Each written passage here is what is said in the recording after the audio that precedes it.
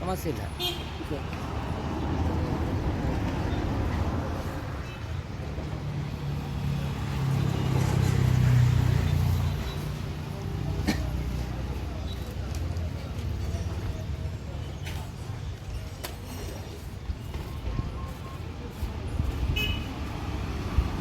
ಈ ಕಡೆ ಕೊಡ, ಮಂಜಣ್ಣ ಕೊಡು, ಅವರು ಅಣ್ಣಪ್ಪ ಕೊಡು. ಅಣ್ಣಪ್ಪ ಬೇಗ ಹೋಗಿ, ನೀವು ಸ್ವಲ್ಪ ಬೆಳಿಗ್ಗೆ.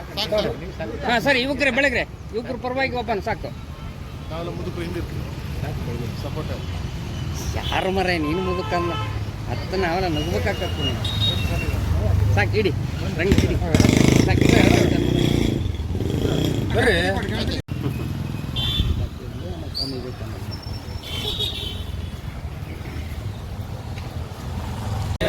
ಸ್ವಾಮಿ ವಿವೇಕಾನಂದ ಜಯಂತಿಗೆ 163ನೇ ಸ್ವಾಮಿ ವಿವೇಕಾನಂದ ಜಯಂತಿಗೆ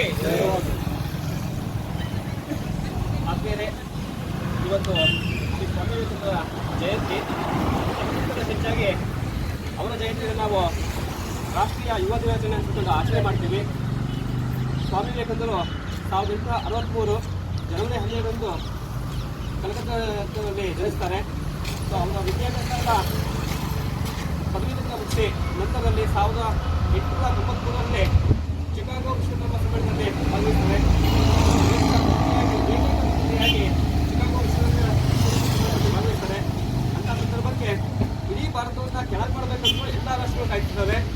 ಅಂಥ ಸಂದರ್ಭಕ್ಕೆ ಅವರು ಭಾರತವನ್ನು ಪ್ರತಿನಿಧಿಸಿ ಮಾಡಿದಂಥ ಮಾತುಗಳು ಇವತ್ತು ಕೂಡ ಎಲ್ಲರ ಮನದಲ್ಲಿ ಇರುವಂಥದ್ದು. ಅವರು ಪ್ರಾರಂಭದಲ್ಲಿ ಹೇಳುವಂಥದ್ದು ಸಹೋದರ ಸಹೋದರಿ ಅಂತಕ್ಕಂಥ ಏನು ಅವರು ಉಚ್ಚಾರಣೆ ಮಾಡ್ತಾರೆ ಅದು ಎಲ್ಲ ದೇಶಕ್ಕೂ ಕೂಡ ಪ್ರೇರಣೆ ಆಗುತ್ತೆ.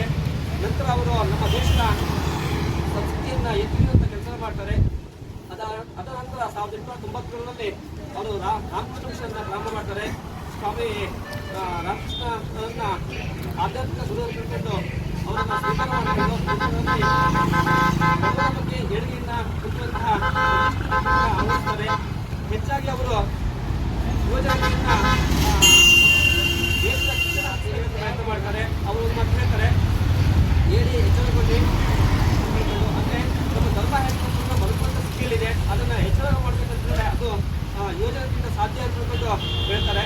ಸೊ ಹಾಗಾಗಿ ನನಗೆ 100 ಬಲಿಷ್ಠ ಯುವಕರನ್ನು ಕೊಡಿ, ಈ ದೇಶದ ಬದಲಾವಣೆ ಮಾಡ್ತಾರೆ ಅಂತ ಹೇಳ್ತಾರೆ. ಅಂತಹ ಶ್ರೇಷ್ಠ ಮಹಾನ್ ಸಂತ, ತತ್ವಜ್ಞಾನಿ, ದಾರ್ಶನಿಕ, ಈ ಒಂದು ದೇಶದ ಮಣ್ಣನ್ನು ಎಲ್ಲ ಕಡೆ ಪ್ರಶ್ನಿಸುವ ಕೆಲಸ ಮಾಡುವಂಥ ಸ್ವಾಮಿ ವಿವೇಕಾನಂದರ ಜಯಂತಿಯನ್ನು ಭಾರತ ಸರ್ಕಾರ ಮನಗಂಡು ಅವರ ಈ ಜನವರಿ 12ನ ರಾಷ್ಟ್ರೀಯ ಯುವ ದಿನಾಚರಣೆ ಅಂತ ಆಚರಣೆ ಮಾಡ್ತಿದ್ದಾರೆ. ಇವತ್ತು 163ನೇ ರಾಷ್ಟ್ರೀಯ ಯುವ ದಿನಾಚರಣೆ. ಆ ಪ್ರಯುಕ್ತ ಎಲ್ಲ ಸ್ನೇಹಿತರು, ಯುವಕರು, ಎಲ್ಲ ನಾಗರಿಕರೆಲ್ಲ ಸೇರಿಕೊಂಡಿದ್ವಿ. ಅತ್ಯಂತ ಹೆಮ್ಮೆಯ ವಿಷಯ. ಅವರ ದಾರ್ಶನಿಕ ಜೀವನ ಏನಿದೆ ಅದು ನಮ್ಮೆಲ್ಲರಿಗೂ ಕೂಡ ಸ್ಫೂರ್ತಿಯ ನೆಲೆಯಾಗಿದೆ ಅಂತ ಹೇಳ್ತಾ ಕಾರ್ಯಕ್ರಮಕ್ಕೆ ಸ್ವಾಗತ ಜೊತೆಗೆ ಮುಂದಿನ ಸಹಕಾರವನ್ನು ಮುಂದುವರಿಸ್ತಾ ಮುಂದಿನ ಕಾರ್ಯಕ್ರಮವನ್ನು ಕೂಡ ನಿಮ್ಮೆಲ್ಲ ಸಹಕಾರ ಮಾಡಬೇಕಂತ